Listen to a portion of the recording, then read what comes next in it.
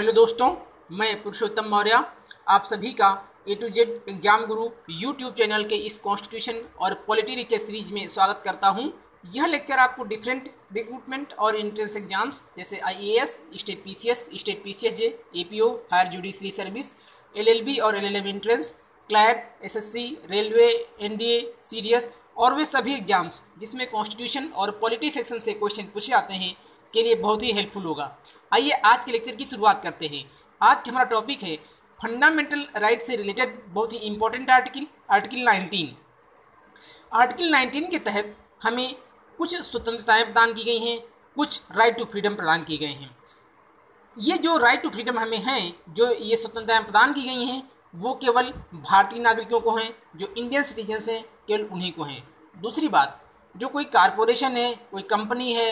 या कोई ऐसी संस्था है उसको प्राप्त नहीं है, अर्थात जो नेचुरल पर्सन है उसको ही प्राप्त है, किसी लीगल पर्सन को प्राप्त नहीं है। जो हमारा ओरिजिनल कॉन्स्टिट्यूशन था उसमें हमें 7 प्रकार की स्वतंत्रताएं प्रदान की गई थी, लेकिन 44th कॉन्स्टिट्यूशनल अमेंडमेंट एक्ट 1978 के द्वारा जो article 19 clause 1 sub clause F के तहत राइट टू एक्वायर, होल्ड और डिस्पोज ऑफ प्रॉपर्टी, संपत्ति के अर्जन, धारण और बैन का जो अधिकार था उसको समाप्त कर दिया गया और वर्तमान में भारतीय नागरिकों को आर्टिकल 19 के तहत केवल जो 6 प्रकार की स्वतंत्रताएं हैं वही प्राप्त हैं। लेकिन ये जो भी 6 प्रकार की स्वतंत्रताएं हैं ये एब्सोल्यूट नहीं है। ऐसा नहीं है कि इन पर कोई रिस्ट्रिक्शंस नहीं है, ये बिल्कुल इस पर कोई चेक एंड बाउंस नहीं है। इस पर बहुत सारे प्रतिबंध भी हैं, उन प्रतिबंधों के ठोस आधार हैं, लेकिन जो ये प्रतिबंध हैं वो युक्त प्रतिबंध होने चाहिए, रीजनेबल रिस्ट्रिक्शंस होने चाहिए और ये रीजनेबल रिस्ट्रिक्शंस हमारे कॉन्स्टिट्यूशन में बताए गए हैं। जो लेजिस्लेटिव बॉडी है अर्थात पार्लियामेंट है या राज्य के स्तर पर जो राज्य विधानसभा हैं वो कानून के माध्यम से इस पर कुछ और प्रतिबंध भी लगा सकती हैं, लेकिन कार्यपालिका को इस पर कार्रवाई करने का अधिकार नहीं है। मतलब जो एग्जीक्यूटिव है, चाहे वो राजनीतिक कार्यपालिका हो या प्रशासनिक कार्यपालिका हो, वो अपने ऑर्डर्स के तहत इस पर रीजनेबल रिस्ट्रिक्शंस नहीं लगा सकते हैं। और ये जो रीजनेबल रिस्ट्रिक्शंस हैं, एक तो संविधान में इनका बताया ही गया है कि इनका आधार क्या होगा, उन्हीं बेसिस पे लगाए जा सकते हैं। दूसरा, अगर कार्यपालिका या जो भी लेजिस्लेटिव बॉडी है अगर वो इस तरह के रिस्ट्रिक्शंस लगाती भी है तो उसमें उनकी जो वैधता है, जो उनकी कॉन्स्टिट्यूशनलिटी है, उनकी जो लेजिटिमेसी है, उसको रिव्यू करने का जो अधिकार है वो जुडिशरी के पास है। वो उसका रिव्यू करेगी, अगर उसको सही पाएगी तो उसको कंटिन्यू करेगी और अगर वो संविधान की भावना के अनुरूप नहीं पाएगी तो उसको असंवैधानिक घोषित कर देगी और उस प्रकार से वो चीज़ निरस्त हो जाएगी। तो आइए समझते हैं कि जो ये 6 प्रकार की स्वतंत्रताएं हैं इनका हमारे कॉन्स्टिट्यूशन में प्रोविजन क्यों किया गया। सबसे पहले एक एक करके समझते हैं। जो पहली स्वतंत्रता है वो है भाषण और अभिव्यक्ति की स्वतंत्रता, अर्थात right to freedom of speech and expression. इसका हमारे कॉन्स्टिट्यूशन में प्रोविजन क्यों किया गया। जब ब्रिटिश इंडिया में रूल कर रहे थे उस समय होता ये था कि जो भी इंडियन लीडर्स थे वो समाचार पत्र, पत्रिकाएं, किताब और भाषण के माध्यम से जो ब्रिटिशर्स की जो उनकी शोषणकारी नीतियां थी, जो उनकी दमनकारी नीतियां थी, उसके खिलाफ आम जनता को जागरूक करते थे। जैसे कि महात्मा गांधी जी ने बहुत ही मूलभूत चीज़ नमक के बारे में जनता को समझाया कि अगर ये सरकार आपका हित चाहती है तो इसने नमक पर टैक्स क्यों लगाया है, और उसके विरोध में जाकर के उन्होंने जो है नमक कानून भी तो तोड़ा। तो इस प्रकार से उनको हर समय खतरा रहता था कि अगर हम भाषण और अभिव्यक्ति की स्वतंत्रता इन्हें प्रदान करेंगे तो ये आम जनता को जागरूक करेंगे और फिर जो उनका शासन है उसके खिलाफ आवाज़ उठेगी और कहीं ना कहीं इससे जो उनके सरकार का स्थायित्व है उसको खतरा उत्पन्न होगा। और इसीलिए वो बहुत ही सख्ती के साथ इस पर प्रतिबंध लगाते थे और अगर कोई नेता भाषण देता था या समाचार पत्र में ऐसी कोई सूचना लिखता था तो बहुत बार उसको गिरफ्तार कर लिया जाता था और जेल में डाल दिया जाता था। क्योंकि जो हमारे स्वतंत्रता सेनानी थे उन्होंने एक लंबे समय तक इस संघर्ष को करा था, वो इसके स्वयं गंवा रहे थे, और इसीलिए उन्होंने इसका प्रावधान संविधान में किया कि जब अब भारत के लोग भारत पर ही शासन करेंगे तो कहीं ऐसा न हो कि इस तरह की घटना पुनः रिपीट हो, दोबारा से रिपीट हो, और ये रिपीट ना हो, इसीलिए इस तरह के प्रोविजन के, और इसका प्रोविजन इसकी गंभीरता को समझते हुए फंडामेंटल राइट के तहत किए, जिससे कि अगर किसी सिटीजन के साथ, नागरिक के साथ ऐसा होता है तो वह सीधे न्यायपालिका के माध्यम से उचित संरक्षण प्राप्त कर सके। दूसरा है बिना हथियारों के शांतिपूर्वक एकत्रित होने का अधिकार, right to assemble peacefully without arms. अब इसका हमारे कॉन्स्टिट्यूशन में प्रोविजन क्यों किया गया? क्योंकि ब्रिटिश टाइम में होता यह था कि उन्हें हर समय यह आशंका रहती थी कि ये लोग जब भी कहीं पर इकट्ठे होंगे तो हमारे खिलाफ, हमारे शासन के खिलाफ कुछ ना कुछ साजिश करेंगे, क्योंकि उनकी नीतियाँ इतनी दमनकारी होती थी कि उस समय ये बहुत आम बात हो गई थी कि लोग उनके शासन के खिलाफ बातचीत करते थे और धरना, विरोध, प्रदर्शन, इस तरह की चीज़ें करते थे। तो इसीलिए उन्होंने इसको लेकर बहुत ही सख्त कानून बनाए,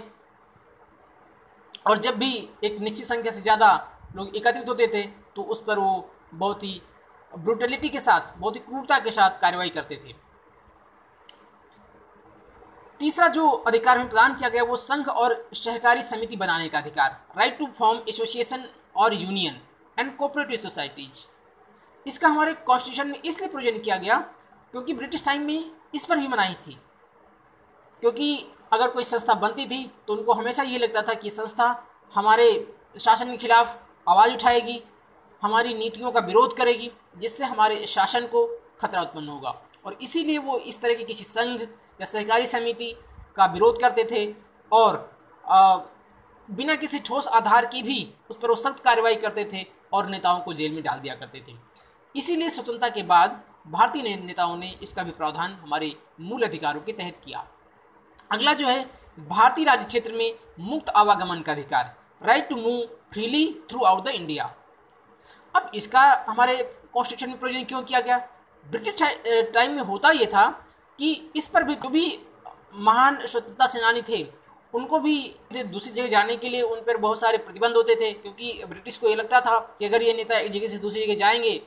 तो ये हमारे शासन और नीतियों के खिलाफ लोगों को, आम जन को बताएंगे, जिससे कि वो लोग विरोध करेंगे और हमारे शासन को अस्थायित्व कर देंगे, डिस्टेबलाइज कर देंगे, और इसीलिए मुक्त आवागमन का भी अधिकार नहीं था। इस पर भी तमाम तरह के रिस्ट्रिक्शंस थे, और इसीलिए जो भी स्वतंत्रता सेनानी रहे थे उन्होंने संविधान बनाते समय इस बात का प्रावधान किया जिससे कि भारतीय नागरिक पूरे भारत में कहीं पर भी आ जा सकें। इससे उनके मन में भारत के प्रति एक राष्ट्रीय एकता का भाव, एक देशभक्ति का भाव उत्पन्न होगा। अगला जो प्रावधान किया गया कि भारत के किसी भी भाग में निवास करने और बस जाने की स्वतंत्रता, right to reside and settle in any part of India. इसकी भी मूल भावना यही थी कि जब ऐसा होगा तो देश में एक राष्ट्रीयता की भावना आएगी, एक नेशनलिटी की भावना आएगी, क्योंकि ऐसे रहेगा तो लोग एक क्षेत्र में रहेंगे तो उनके अंदर क्षेत्रवाद हो जाएगा कि नहीं मैं इस जगह का रहने वाला हूँ, मैं इस प्रदेश का रहने वाला हूँ, मैं इस राज्य का रहने वाला हूँ, इस जिले का रहने वाला हूँ। तो ये भावना खत्म हो, एक राष्ट्रीय भावना विकसित हो, और इसके लिए उन्होंने जो इसमें प्रोविजन किए right to reside and settle in any part of India, अर्थात किसी भी भाग में निवास करने और बस जाने की स्वतंत्रता, क्योंकि उस समय ब्रिटिश टाइम में यह भी नहीं था। फिर अगला है किसी पेशे या व्यवसाय की स्वतंत्रता, right to practise any profession और बिजनेस। इसका हमारे संविधान में प्रावधान इसलिए किया गया क्योंकि ब्रिटिश टाइम में जिन चीज़ों का व्यापार ब्रिटिश करते थे उनको इंडियंस को करने की एक तरह से मनाही थी, या उन पे इस तरह से रूल्स बना दिए गए थे कि वो कर नहीं सकते थे,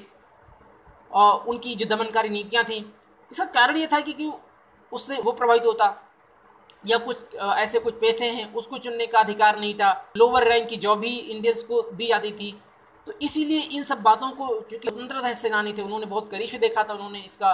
स्वयं वो गवाह रहे थे, इसीलिए उन्होंने कॉन्स्टिट्यूशन में इस बात की भी प्रोविजन की कि कोई भी भारतीय नागरिक वो अपनी इच्छा और क्षमता के अनुसार किसी प्रोफेशन को या बिजनेस को चुन सके। और जो ये प्रॉपर्टी से रिलेटेड राइट को हटाया गया उसके पीछे कारण ये था क्योंकि ब्रिटिश टाइम में तो उनका मुख्य उद्देश्य अधिक से अधिक जो है टैक्स वसूलना था,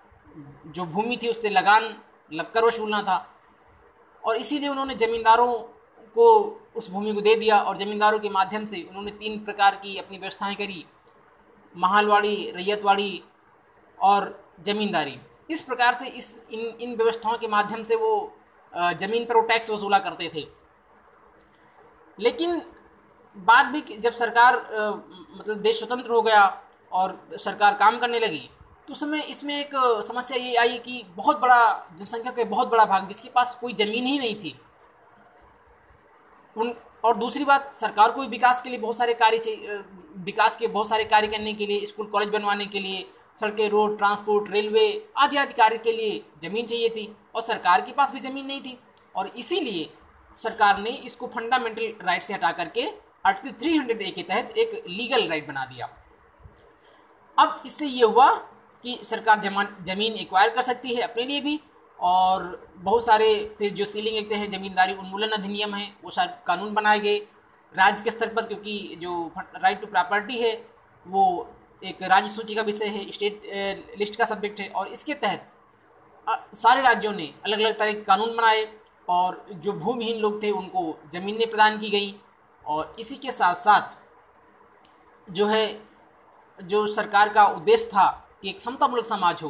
हालांकि ये पूर्ण रूप से इसको लागू किया जाना संभव नहीं हो सका, लेकिन फिर भी एक बहुत सीमा तक इस बात के प्रयास किए गए और इसमें काफ़ी हद तक सफलता भी प्राप्त हुई। तो इसीलिए इसको जो है मूल अधिकारों की सूची से हटा करके इसको जो है आर्टिकल 300A के तहत एक लीगल अधिकार बना दिया गया। अब ये जो आज के हम इस लेक्चर में हम लोगों ने ये स्वतंत्रता का अधिकार देखा, इसके तहत हम लोग यही है, और बाकी इसके जो एक एक पार्ट हैं कि जो right to freedom of speech and expression है, इस पर एक एक लेक्चर है मेरा, जिसमें आप बहुत डिटेल में देखेंगे इसकी क्या क्या प्रोविजंस हैं, इस पर जो रिस्ट्रिक्शंस हैं वो कौन कौन से हैं, और सबसे महत्वपूर्ण कि एक एक फ्रीडम्स पर जो सुप्रीम कोर्ट के डिसीजंस हैं, कौन कौन से इंपॉर्टेंट लैंडमार्क जजमेंट हैं, उन सब के बारे में बहुत डिटेल में हमारे इंडिविजुअल लेक्चर्स हैं। तो ये जो 6 के 6 फ्रीडम, राइट ऑफ फ्रीडम है, इन पर इंडिविजुअल लेक्चर हैं, तो आप उन लेक्चर्स को देखें जिससे कि इस बात को आप बहुत अच्छे से समझ सकें। दोस्तों, मैं आपसे कहना चाहूँगा कि अगर आपको यह लेक्चर आपके एग्ज़ाम के लिए हेल्पफुल लगा हो तो आप इसको लाइक करें, सब्सक्राइब करें